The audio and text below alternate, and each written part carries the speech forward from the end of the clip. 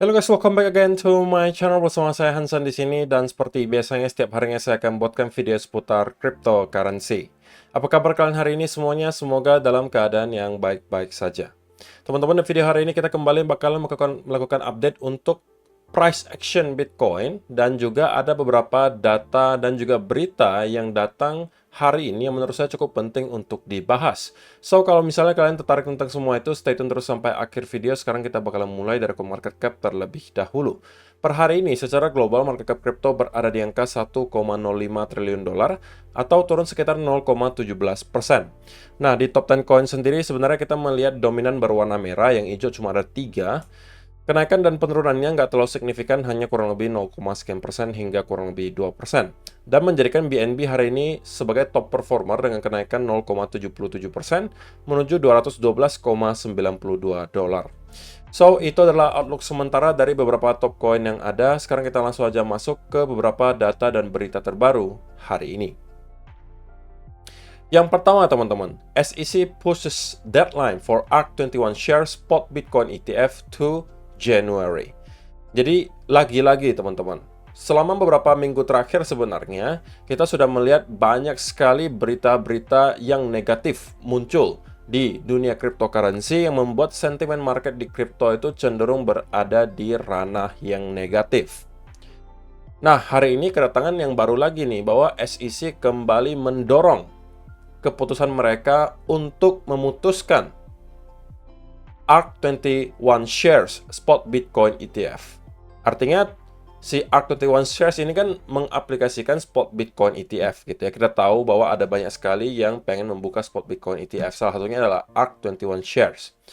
Dan lagi-lagi SEC memutuskan untuk mendelay gitu atau menunda keputusannya sampai di bulan Januari nanti. Namun yang perlu menjadi catatan teman-teman adalah bahwa jika kita perhatikan untuk jadwalnya sendiri, ARK21 shares Bitcoin ETF itu final deadline-nya akan ada di bulan Januari tahun 2024 teman-teman. Sehingga nanti di tanggal 10 Januari SEC sudah diharuskan atau diwajibkan untuk memberikan keputusan terhadap aplikasinya si ARK21 shares. Artinya, mereka hanya mempunyai dua pilihan saja, antara mereka meng-approve atau menyetujui spot Bitcoin ETF-nya, atau mereka menolak dengan alasan apapun. Kalau untuk sekarang, mereka masih mempunyai 3 opsi. Selama mereka belum menyentuh final deadline di sini, mereka masih mempunyai 3 opsi. Pertama bisa meng-approve, yang kedua bisa men-deny atau menolak, yang ketiga bisa men-delay.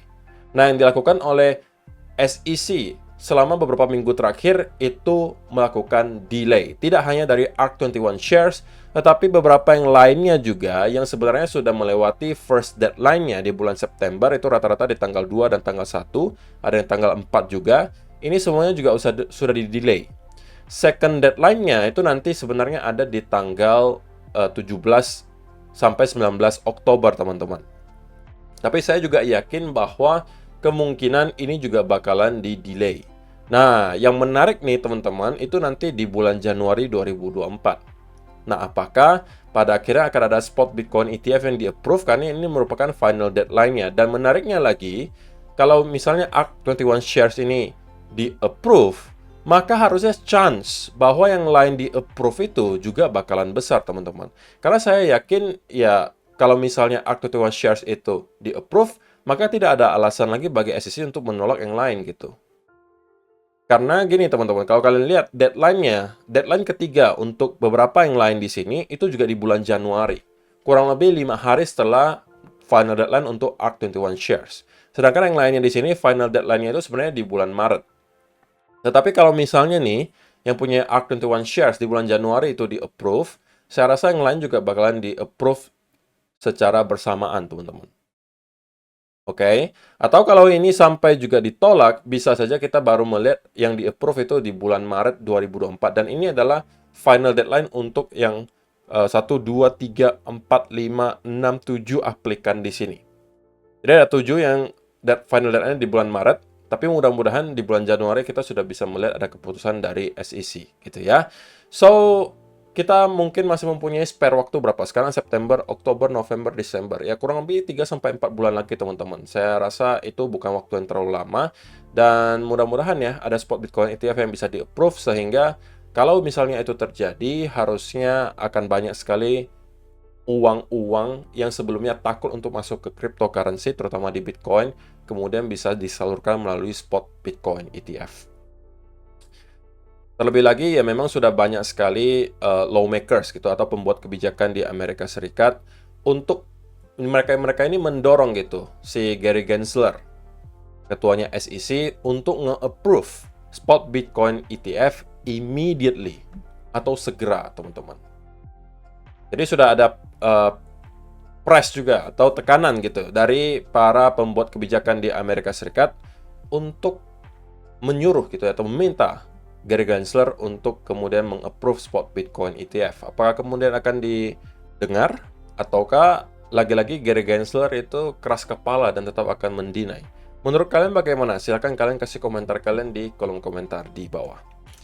Nah, kemudian yang kedua juga, teman-teman, kalau misalnya kita lihat untuk beberapa minggu terakhir, ini juga jatuhnya merupakan salah satu fase yang paling membosankan mungkin yang pernah kita lalui selama beberapa tahun terakhir, teman-teman. Karena kita cenderung hanya sideways di kurang lebih area 30.000 sampai 25.000, mungkin sudah berbulan-bulan, teman-teman. Dan tidak mengherankan kalau misalnya kita perhatikan trading volume atau volume trading itu berada di area yang sangat rendah, teman-teman. Bahkan area ini tidak pernah kita lihat semenjak tahun 2018 kemarin. Ini adalah ketika kita sudah mendekati fase kapitulasi. Tentunya dengan adanya hal ini membuat sebagian orang merasa gitu dan kemudian memberikan pendapat lagi, apakah berarti kali ini kita juga akan mendapati hal yang sama, di mana kita mendapatkan ada fase di mana ada trading volume yang sangat rendah, diikuti fase kapitulasi, baru kita menemukan bottom bear market pada saat itu, dan start untuk kembali rally membentuk cycle bull yang baru. Nah, kalau memang itu benar, teman-teman, maka mungkin kita bisa expect Bitcoin at least kembali nyampe ke area 20.000. Kalau misalnya 20.000 tidak bisa di-maintain, maka area 15.000 akan dituju berikutnya sebagai area low terakhir. Kalau itu juga tidak mampu dipertahankan, maka area 12 sampai 10.000 itu kemungkinan bisa di-tap oleh Bitcoin. Oke, dan teman-teman yang masih menjadi investor sampai sekarang, ini adalah fase-fase yang menyulitkan, saya tahu, bahwa kita melewati berminggu-minggu tanpa melihat Bitcoin bergerak ke salah satu arah secara signifikan, tapi ini adalah bagian dari perjalanan sekali lagi, teman-teman. Bahwa di setiap cycle memang akan ada fase di mana kita akan mengalami yang namanya kebosanan karena mungkin pergerakan market tidak signifikan, tetapi yang perlu kita tahu hanya untuk long term-nya, jangka panjangnya seperti apa. Oke? Kemudian yang dilihat yang di belakang layar. Fundamentalnya seperti apa, adopsinya apakah terus-menerus terjadi, apakah demand terus ada, ya kan? Kemudian bagaimana untuk sisi supply dan demand-nya. Kalau supply kita tahu bahwa Bitcoin terus-menerus itu ditarik keluar dari exchange, artinya akumulasi terus-menerus terjadi, adopsi juga terus-menerus terjadi, para institusi juga sekarang berlomba-lomba untuk start pengen masuk ke Bitcoin. Jadi saya rasa itu harusnya sudah cukup gitu ya untuk membuat teman-teman confidence nge-hold Bitcoin untuk long term. So, itu adalah beberapa data dan berita hari ini yang pengen saya sampaikan untuk kalian. Sekarang kita masuk ke chartnya Bitcoin, dan saya pengen mulai aja langsung dari 1 hour chart.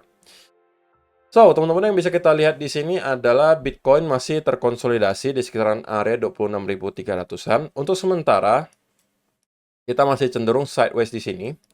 Dan kalau misalnya kita masih 1-2 hari berikutnya mengalami konsolidasi seperti ini, maka chance-nya cukup besar menurut saya bahwa kita akan meneruskan penurunan. Next target kita akan tap dulu di sekitaran area 25.600, kemudian di sekitaran 25.300, 24.900, dan kalau ini juga kita jebol, maka target terakhir mungkin di sekitaran area 24.000 sampai 23.000 dolar. So, untuk sementara, karena kita tidak melihat ada reaksi yang terlalu signifikan dari para buyers dan kita cenderung justru terkonsolidasi di sini, maka semakin lama konsolidasi yang kita lihat di sekitaran area 26.100 sampai ke sekitaran 26.400 di sini, semakin besar juga chance bahwa kita akan meneruskan penurunan dari sini, teman-teman. Oke, jadi untuk short term banget, kalau misalnya saya perhatikan di 15 minute chart, ya kita juga masih akan cenderung sepertinya sideways, teman-teman, sampai beberapa hari ke depan, menjelang mungkin data Core PCE Price Index yang bakalan dirilis nanti di hari Jumat, kalau tidak salah.